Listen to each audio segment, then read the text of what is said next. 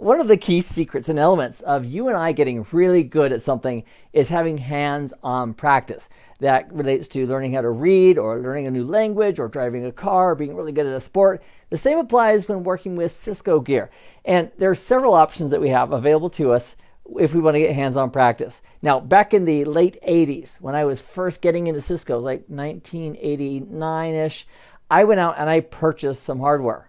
They were Model 4000s back in the day, and I spent $5,000 on some used gear. And when they showed up, when those guys showed, because I didn't know enough then, but when they showed up, they didn't have any network interface ports.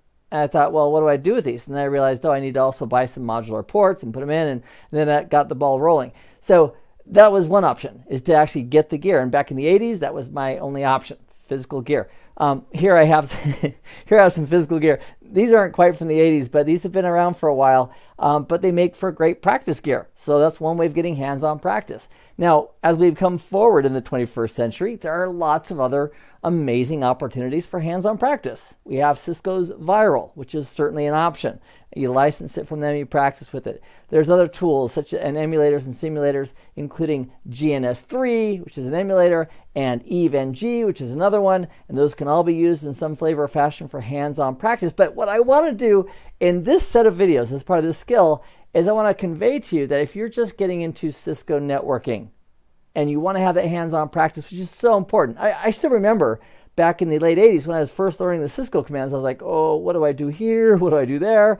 But after, well, hundreds of hours, maybe even thousands of hours of practice, as I got my first CCIE in 2001 and another CCIE in 2003, and I've continued to work with Cisco since then, the more and more I practiced, even if I walked away from a Cisco router for a year or two and came back, those commands still flow, and it's because of practice. So we need the practice, we want to have the practice, and I believe that the very fastest path for the average human who wants to get hands-on practice is with Cisco's Packet Tracer Simulator.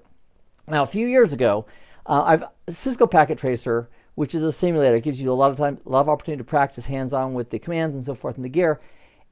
It wasn't always available to the common person. You have to join the Network Academy, you have to be associated or affiliated or alumni of Network Academy to get it. And that, well, you know, and in those days, what I would do is I even volunteered at colleges. I'll come and be a guest speaker so I can be associated with the academy and get the Packet Tracer software. It was that sweet and easy to use. So the cool thing about Packet Tracer is that if you have a mobile device or a computer, you can take it with you and actually practice in an airplane or anywhere you're at where you have your computer.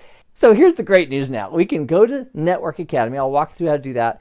You can sign in. It's free. You can log in, download the software, and then start using it. And you can be going from nothing to hands-on practice in a very, very short period of time. If you watch these videos, I'll walk you through how to get it up and running and going and start with that hands-on practice now. In my opinion, it's one of the best and most efficient options to get to the hands-on practice, especially if you're brand new to Cisco and you just want to start practicing those commands. So our objectives in these sets of skills is, number one, I want to walk you through how to get Packet Tracer. Two, I want to show you some really awesome tips and techniques about building topologies and putting it together and making it work.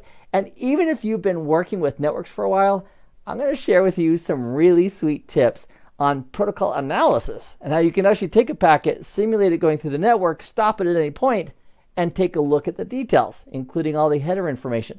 So if you're brand new to networking, you don't need to worry about that yet. We'll get there in time as we go through the training, but I definitely want to get this tool, Cisco Packet Tracer, in your hands, and we'll do that as you and I proceed to the very next and subsequent videos as part of this skill. So I'll see you in the very next video. We'll take a look at getting the software, installing it, so we can start to build our networks. So I'll see you in that nugget. Meanwhile, I hope this has been informative for you, and I'd like to thank you for viewing.